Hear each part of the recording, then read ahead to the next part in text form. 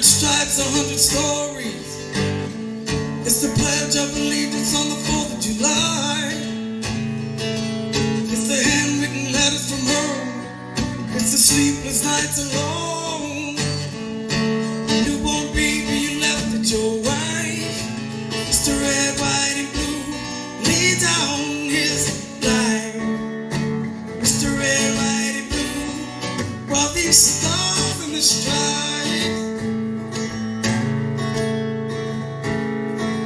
From the hills of Indiana, from the swamps of Louisiana, to the golden coast of California. Mr. Red, White, and Blue laid down his life. Mr. Red, White, and Blue brought these stars in the stripes.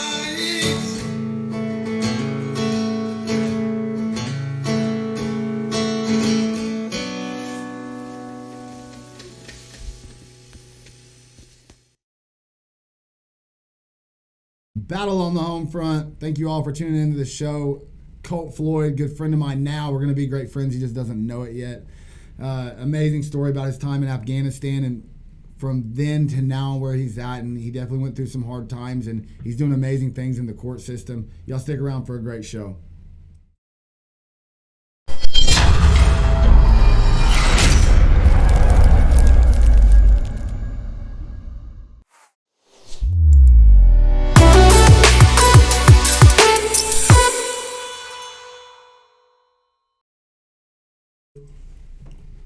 Battle on the home front. Another show, another week. We're gonna keep banging them out. I'm here with my buddy Colt Floyd. Man, how are you, brother? Doing good this morning. How about yourself? Good, man. We're doing this show via Zoom. This is the first one we've done, but to be able to reach badass people like Colt, we're gonna get all across the country and do them via Zoom. So yeah, man, let's dig right. You got an impressive bio. I'm absolutely honored to have you on the show, and definitely I look forward to our friendship after this show and what we can do for the veteran community. Please give us a little backstory, time in service, and we're gonna start getting into it. Yeah. So as you said, my name's Colt Floyd, and my service started in 2003. Enlisted in April 2003. I went to Fort Benning, Georgia for boot camp. Yeah. And did the 11 Bravo thing, and then so I served in the Oklahoma National Guard for 12 years. Worked for recruiting for a little bit.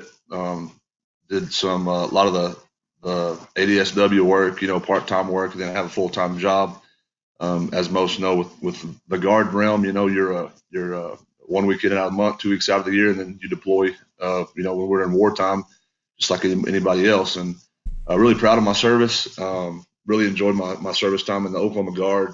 My grandfather served 36 years in the Oklahoma Guard. Wow. Retired as a full colonel, and very proud of that. And so deployed in 06, 07, first time to Kabul, Afghanistan.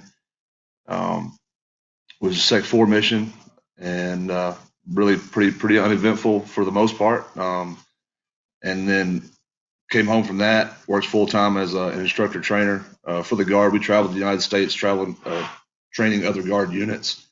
We went to Minnesota, Washington, Hawaii, all over the place, and really enjoyed that. We taught combatives. We taught, basic soldiering skills.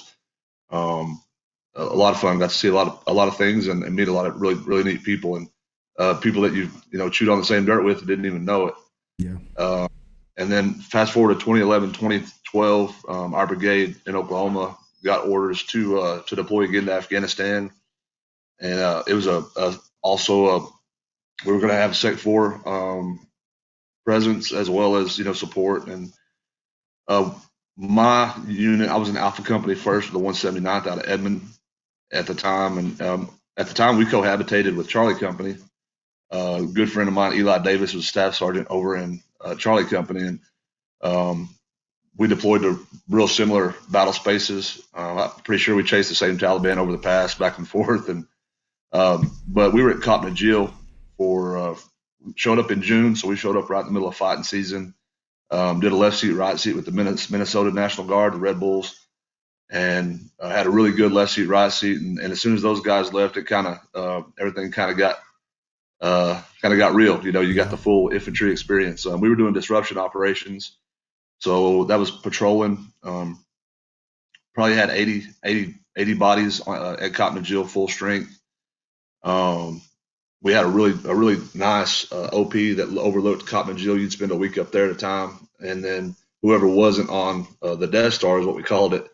You were down patrolling. You were doing dismounted patrols, mounted patrols, and it was as soon as those guys left and we started kind of getting settled in, things kind of got real, and I don't know, it was 3 or 4 days we were in our first ticks, and it was usually 3 or 4 times a week, and that would look like IEDs, small arms stuff.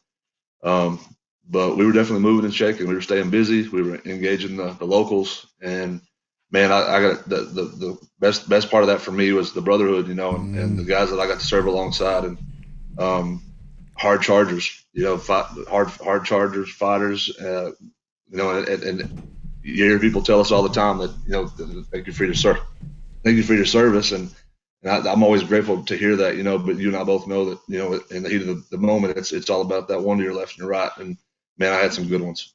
Yeah, it's crazy that willingness. And John, I don't know if you're a Christian or not, but John 15:13 writes, "No greater gift than this than a man that'll lay down his life for his brother." And I truly believe that, especially when you're in that situation, it's like the most beautiful feeling that I can describe, and as you know as well. But please, they did a documentary on y'all, which I started to watch the promo, the trailer for it, and then I'm definitely getting it tonight to watch it. And it's all GoPros, so I love it's like first person. But please give us a little backstory and just fill us in on that. Yeah, so a veteran that I served alongside was I was in 3rd platoon. He was in 2nd platoon. We both were at Cotton Jill together. His name's Aaron Harrell. He was an E5 at the time, and basically that's he's kind of the fellow that initiated everything and started the dialogue with some producers from out in California, David Salzberg and Christian Trudeau. They are Strong Eagle Media, and they also do ESPN Sports Science to kind of make you a little more familiar with them. And so it's basically that's where the dialogue started, and to be honest, early on, some of us really didn't want to relive some of that stuff, and it took a lot of prayer and reflection, and eventually we decided what better way to remember some of our brothers and sisters that didn't get to come back to the house, and trying to make something really neat and special for maybe their kiddos to see, and the end product I think did just that. And in talking with Aaron, he had us out to California to the ESPN Sports Science studio. We did some voiceover stuff and some certain situations in the movie that needed to be edited and such. But you're right, man. It's raw. It's all GoPro footage. We took thousands of hours, and we wanted to make sure that the end product was great. And Christian and David, neither of those guys served, and they have their hearts are totally pro the veteran community, and they're pros, and they have got a great staff. They made us feel at home when we went out there. That's the first time I've ever been to California. I'll be cool if it's the last time I ever go. But in any event, man, the video, the documentary come out great, and that kind of you got to meet some really neat people. I'll tell you a funny story. David had us out there, and Gary Clark Jr. did some music. Yeah, the song "Church" is in the movie. Joe Walsh from the Eagles. Wow. He's got the first song that kind of gets everything going, I think, for the Segal Valley mission. And so David had us to this NASCAR event out in Dover, Delaware, and it's what they call the Monster Mile. And it was a Citizen Soldier 400, and so they basically did a race to help promote the movie documentary, and all of us got to fly out there and do a lot of promo stuff, and that's the first time I heard about Joe. And David said, "Hey, you guys are going to get to meet Joe Walsh today," and I kind of shrugged it off, and I pulled David off to the side. I said, "Who's Joe Walsh?" And it didn't register at first. I felt really silly afterwards, but he said, Google it. And so I Googled it, of course, and then the rest is history. But we got to meet Joe out there in Delaware, and big time lover of his veterans, and that was a really neat experience. I got to wave the green flag at the race. We got to meet all the drivers, and really a neat deal, as they were trying to roll out this movie documentary. And we did we did a movie promotion at the theater there in Norman. I'm trying to think what it's called, but anyways, it went really good, and that's kind of the way everything kind of came to fruition. And it shows the good, bad, and the ugly, and it's very raw. It's kind of in your face. I always caution, those that might struggle with some of that stuff, to just be mindful once you dig into it. If you got to turn it off, turn it off. It's really humbling for me to watch it. Again, having experienced it. But I think, as you would probably agree, when we've experienced some loss on the battlefield, and we come home and we bring those struggles back to the house. In my experience, I've gotten better with the exposure. We go through therapy, like prolonged exposure and EMDR, and I've become more comfortable, in my journey, and because of that. And then you just got it takes breaking down some barriers and being uncomfortable to kind of get to that point. Yep. Well, hey, man, I love it, dude. We're about to go to a quick commercial break. We're going to get into some more. I'm looking forward to it. Big shout out to my sponsors, Prater Roofing and Construction, Active Duty RX, Barrage Coffee. I'll see y'all in a second.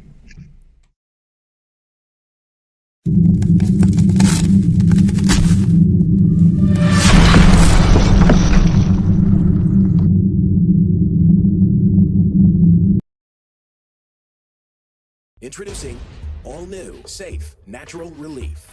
A cannabinoid-rich, clarity and focus formula when it matters most.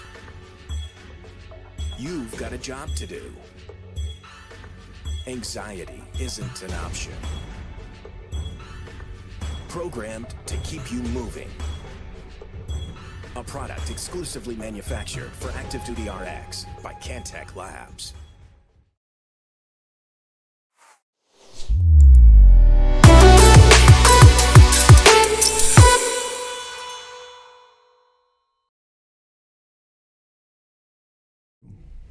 Battle on the home front. We're back. Colt Floyd. I hope you're drinking some Barrage coffee in that coffee cup, dude.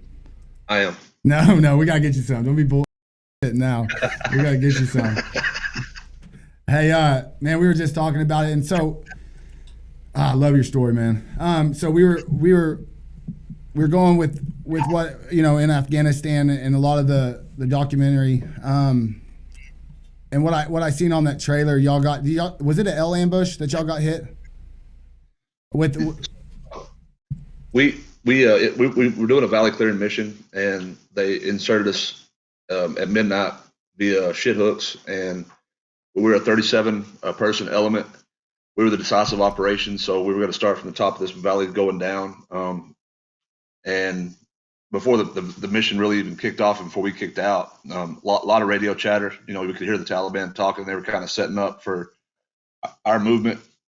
And literally 30, 45 minutes into it, we were traversing up a goat trail, and they kicked it off with RPGs, with the textbook RPGs in the front and back to create chaos in the middle, and then RPK and AK.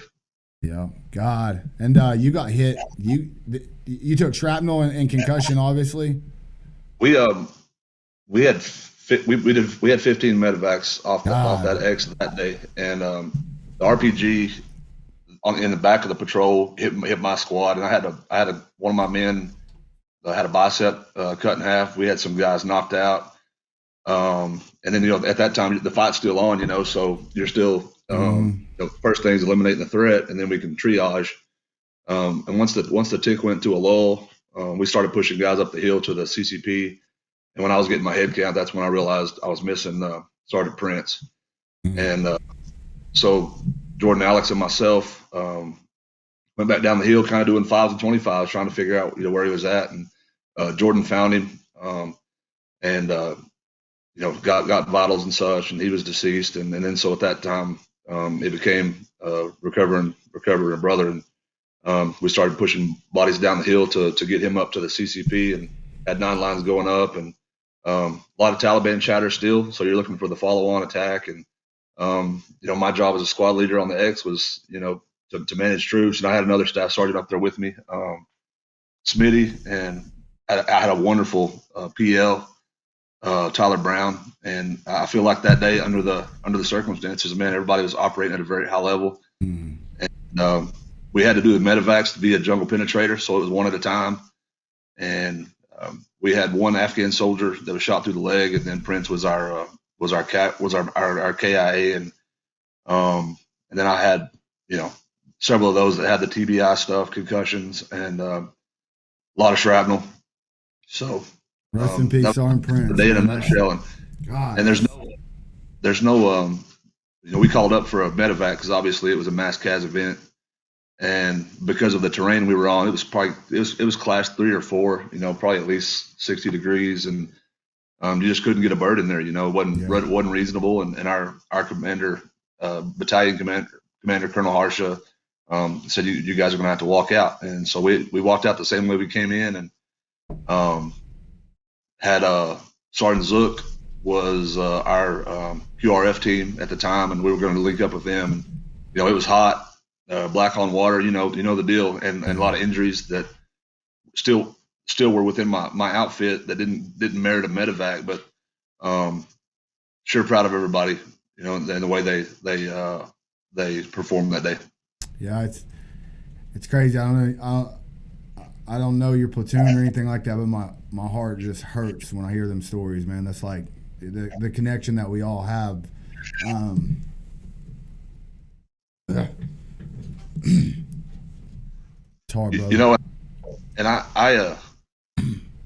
I feel the same thing, and I'm just like you. I became a lot more comfortable with crying and getting into feelers, because that's just the nature of the beast. And it's because, just like the Bible verse you rattled off. I mean, there's nothing greater than your brother, and in our case, your sisters, as well. And we lost 14 our first 90 days in the country. That's crazy. 4 or 5 of those are very, very good friends of mine that I've served with in training atmospheres as well as deployments. And so it was real, it was real to me. And you always train to see how you're going to react in that one moment. And training did kick in. Mm-hmm. And it was, you get done with the day and you reflect and you're just like, man, what just happened? And then you think about the loss, and you're like, what am I going to tell his wife, and what am I going to? He's got a wife and 2 kiddos, and he's a police officer in Nenagh, Oklahoma, but that is, we did volunteer, and that is what we signed up to do, and a lot of growth. Yeah, I had become a man real quick. The weight of freedom is heavy, my brother. The weight of freedom is heavy. Yes, sir. So what was your transition like coming home? Obviously, I personally, I don't think there's any way that you can't go through an experience like that and not deal with some kind of mental health. And that's just the facts. What was your transition like coming back? So I did a med board and was at Fort Sam Houston down at BAMC for 9 months. Was at the WTU down there, and getting therapy and such. And my med board lasted 2 years, and my transition was very rocky. And what that looked like was a lot of isolation, a lot of reclusing, a lot of drinking. My mentality was, definitely a fight mentality. If I wouldn't mind getting in a quarrel, I looked for them, I guess. Mm-hmm. Very reckless behavior, very toxic, and and then fast forward, resulted in some issues with having some run-ins with the law and DUI, and that's what landed me in the North Texas Regional Veterans Court. At the time, in Sherman, Texas, is where the arrest happened, and Sherman, Grayson County did not have a veterans court at that time.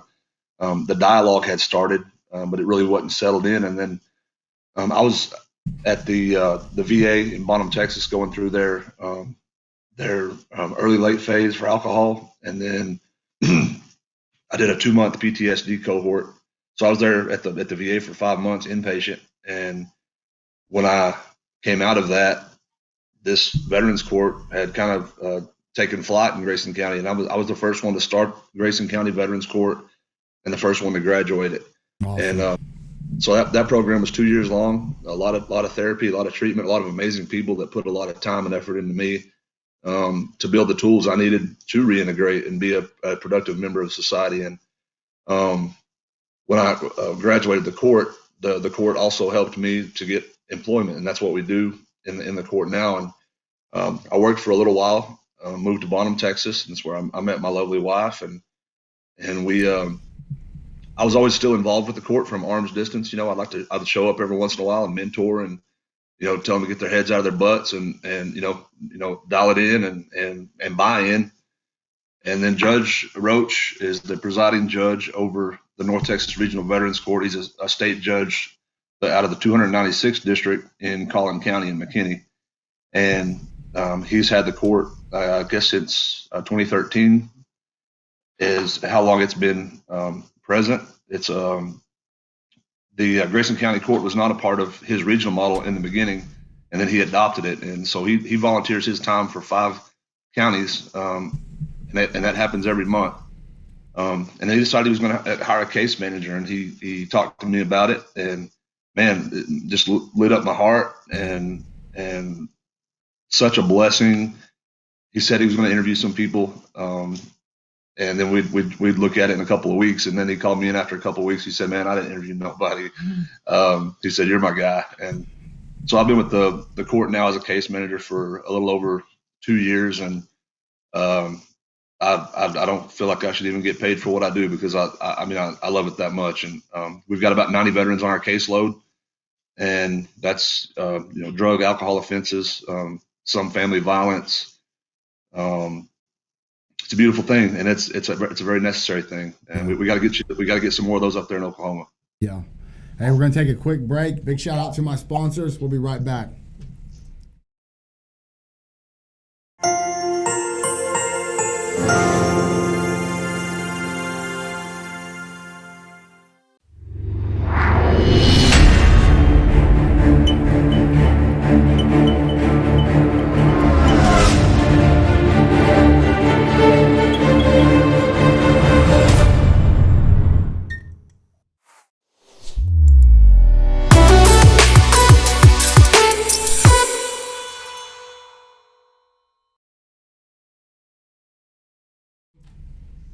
Battle on the Homefront. We're back. We're just talking about the Veterans Court and the phenomenal stuff you're doing down there. And I definitely think it's so important. When I came home, like you're talking about just toxic, right? Like when I came home, I was angry.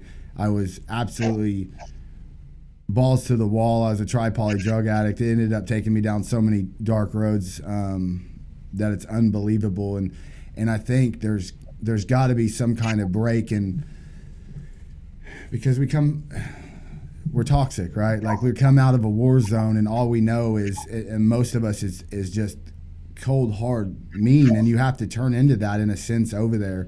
You're in survival mode. We all know it's fight or flight, and most of us don't flight. We fight. And so you've completely lit a fire up inside me. And I was laying in bed after I was going through your bio and looking at Citizen Soldier trailer, and you definitely lit a fire in me about how I can, because I myself got in some criminal trouble pretty severe because of my toxic behavior and stuff like that, and you lit a fire under me, and I want to find out what I can do in Oklahoma to be a part of the veteran court system here. And so I don't even know what direction I'm going with, but obviously if you can point me in the right direction and how even I can mentor and help veterans, I would love to know how to do that. I want to do that, and I will do that actually. So Right on, man. I've got a buddy I served with, Ty Burns, is a U.S. rep, and I ran into him a little while back at a dove hunt up there in Oklahoma, and it was really neat. It was kind of random too. I hadn't seen a lot of those guys in a little while, and I just drove my butt up around Enid, I think, and got to see some guys I hadn't seen in a long time. And I kind of got in Ty's ear, and I said, "Man, I think thing I'm passionate about, and a lot of other folks are passionate about. And I said, it's not going to get started. It starts with the dialogue. And I think what I would say to you is we would get in front of the right people. And Judge Roach is all about replication. And we are the largest regional veterans court in the United States.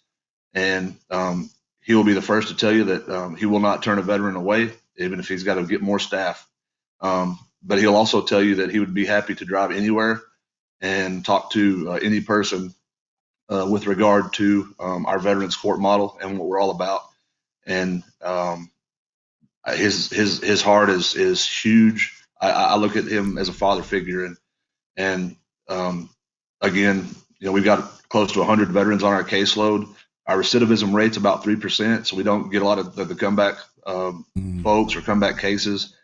And we're constantly evolving as a court with even aftercare. After you graduate our court, we still have mentor groups where you can still via Zoom or in person, once we get all this COVID stuff, kind of hammered out, where you can still get in those veteran circles, the same faces that you saw in court, to continue your positive journey. And it's really a neat thing. And man, when a veteran goes a year and a half, and me as a case manager, I spend that year and a half with them, watching that growth and that individual evolution, and then they graduate. Man, that's where I get teary eyed, and I cry because I was there, and you've got another success story. So there ain't nothing more beautiful than a comeback story that nobody was expecting, and I love seeing that. That is one of the most fulfilling things for me when I help people or mentor people in business or just in general with issues, because like you, we've been down hard roads and we're not in that same spot anymore. And it's so important for our brothers and sisters to know that each one of you is a comeback story that everybody is waiting on. And I say that all the time. But why do you think that we're getting the 22 a day, and also, if you didn't know this, the 30 a day that die from pharmaceutical abuse of our brothers and sisters? What do you think the direction of that and the cause of that? I'd love to hear every veteran's different input on that, and what do you think that we can help do to combat it? I think individuals like yourself are absolutely on the right path, and I can tell that you're passionate about it, but it does start with a conversation, and an uncomfortable conversation at that. And we've got a lot of folks that veterans, you and I are probably the same way, very prideful, maybe not want to tap into some of those tough conversations, whether that be an addiction or a battlefield experience or any, some family dynamics. It all starts with some conversation, and with regard to the 22 a day, that you and I both know that's plus or minus, and then you throw in first responders and our law enforcement. It is an absolute tragedy, and with regard to mental health, that's the issue at hand. And we need more resources. We need to keep pushing the resources out to our veterans community, and not just pushing them out, but make sure that they follow through. I can't tell you how many times that I would, maybe even when I was in my bad state, have somebody push something to me, and I just throw it in the trash or put it on the refrigerator or whatever. Because there are a lot of resources out there, and I do know that firsthand as a case manager for the court that folks do want to help. We use the Cohen Clinic down in Addison. It's all free, and anything, whatever that modality looks like that individual may need, I get them plugged into that, and it just, it's for me, it's love, and showing that love, to our veteran community, and showing them that you care, and just engaging those folks, and getting in their ear, and just let them know that you care. Oklahoma's they've got to have a veterans court. I lived in Durant for a long time, and have talked to some of the individuals up there, the DA, and the veterans court is something I think is an absolute important piece of our veterans suicide. It's one of the building blocks. Without a doubt. Yeah, I'm definitely needing you to mentor me in that, because now I'm like one of them guys, when I know something, like, I'm doing it, and I know that through my experience the Veterans Court, for me to be a part of that would be very powerful for me to help and give back to the community, to our veteran community. I love it, man. I love it. And I'll tell you also, you know, we don't use a single dime from the taxpayer. We work off grants completely, and that's our staff salaries to include all of the treatment that we give to our men and women that served. And so basically, we apply for a grant, and our grants doubled in the last 2 or 3 years since I've been on there, and that's because Judge Roach, when he says he won't turn somebody away, he won't. And we've continued to grow as a court, and so Texas Veterans Commission funds, you know, everything that we do. We just started a 501c3 called Stay in the Fight that will assist with some of the other necessary pieces of our court. For instance, a homeless veteran that comes into the court and, you know, needs an extended stay for a little while, or we can pay a utility bill or something like that. Those funds are readily available for us to plug those in and, you know, give them a debit card or whatever, and make sure that the veteran's not doing without. Yeah, we need to definitely facilitate something and talk, because I'm a board member now on Homeless Military Veterans. Kelly Hall, he's actually down there in Texas, and what I love about him, man, and the reason that I got with his nonprofit and Battle on the Homefront's going to do a joint collaboration. We were able to get over $20,000 worth of donations for the homeless down here in Oklahoma City, and man, I'd love to see how we could work in any way together. And man, I hate seeing veteran-based nonprofits be competitive. I know it's because it's a business, right? Either if it's an LLC or a nonprofit, it's a business. They got to make money, and they're competitive in that sense. But the fight's the fight, man. And I'd love to see us hook up, and he's down there. So if there's anything that us as homeless military veterans and Battle on the Homefront can help y'all with, I would love to talk to you about that. Yeah, absolutely. And I think I would say between the two of us, you know, we know enough folks to where we could, you know, engage a couple of county judges or whatever that may look like. And like I said, Judge Roach would be happy to travel, and we drive up to the city and sit down and have a chat and kind of tell you, you know, what pieces you need to get that rolling from a county standpoint, and see if we can make that happen. Yeah. Judge Roach sounds like an absolute American patriot. You got to be proud to call him a mentor, because he sounds like a great one, man. You should be happy about that. So he is. We also stood up a program called Valor. It's an in custody jail program. It's the only one in the state of Texas where it's an all veteran population.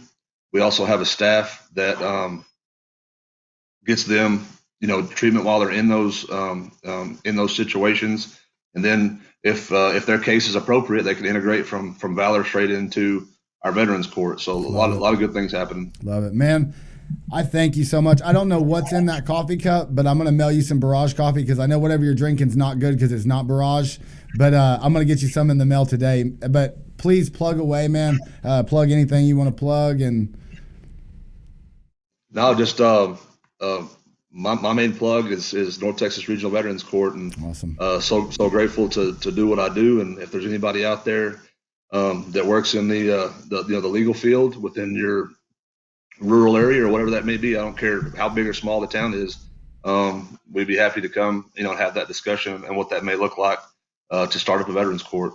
I love it, man. Colt, thanks for being on the show. I appreciate you, man. I look forward to our friendship and what we can do in the future and working together.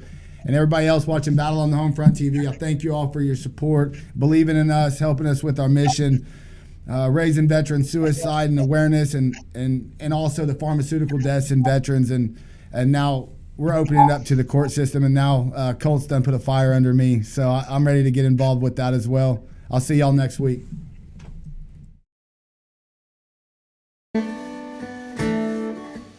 It's the guts and it's the glory.